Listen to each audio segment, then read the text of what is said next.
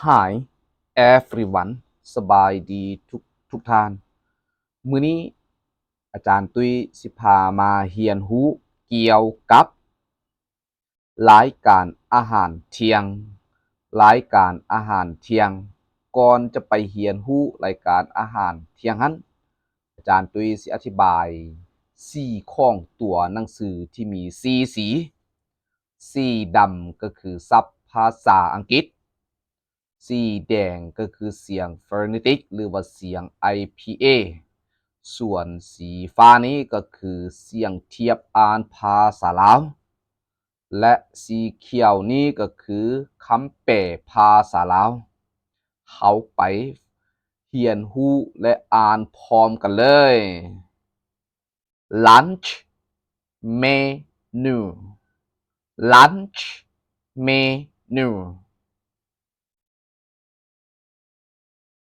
Sandwich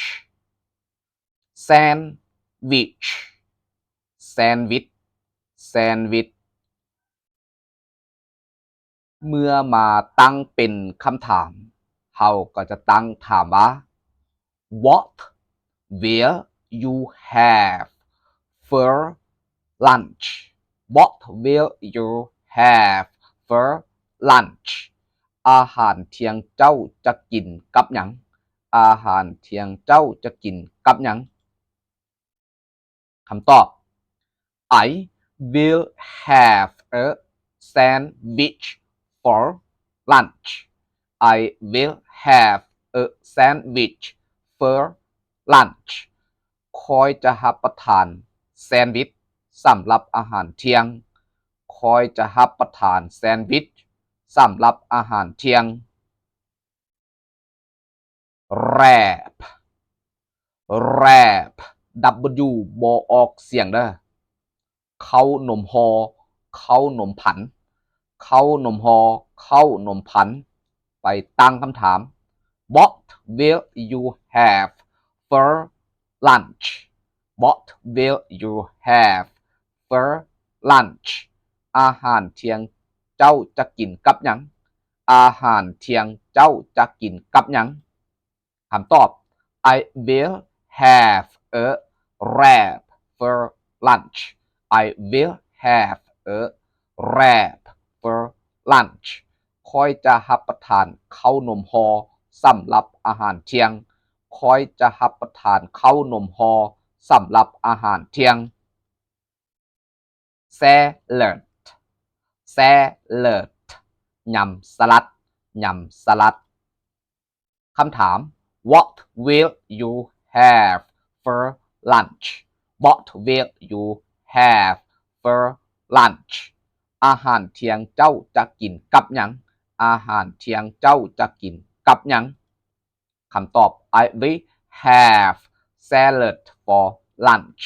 I will have salad for lunch. คอยจะรับประทานยำสลัดสำหรับอาหารเที่ยงคอยจะรับประทานยำสลัดสำหรับอาหารเที่ยง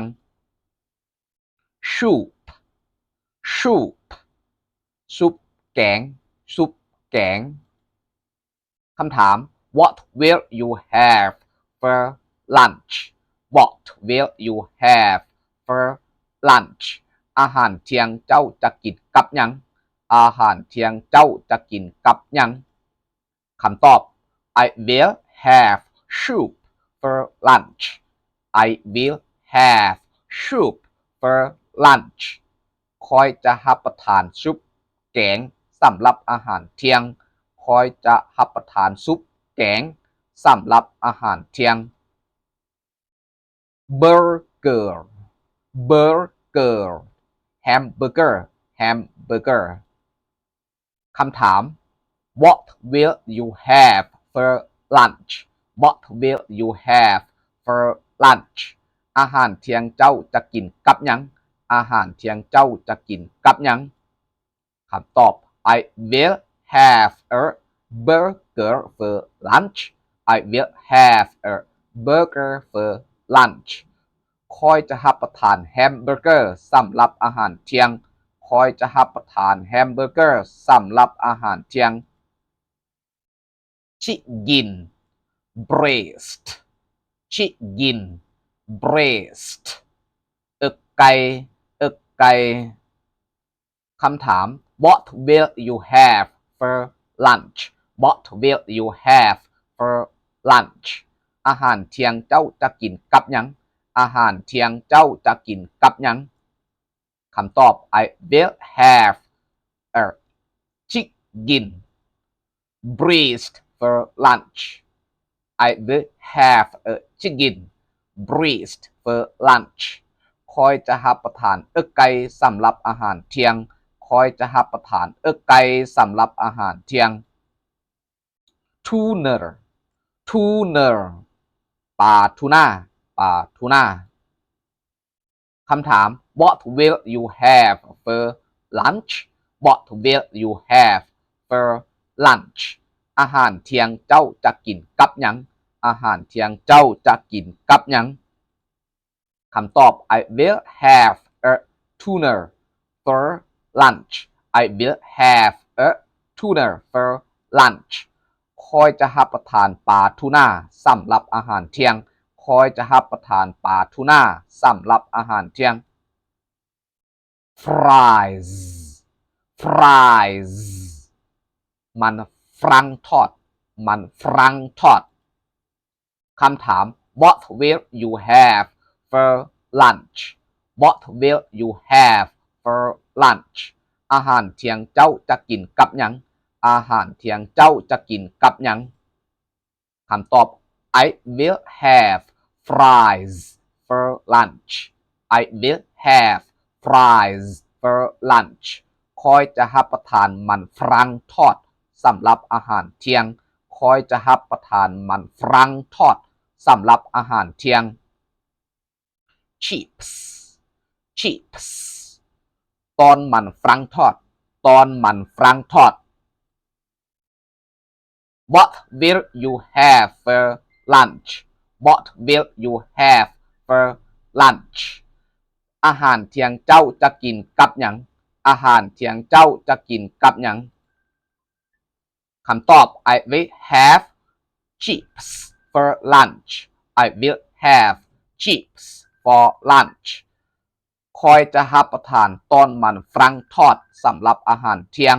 คอยจะรับประทานตอนมันฝรั่งทอดสำหรับอาหารเที่ยง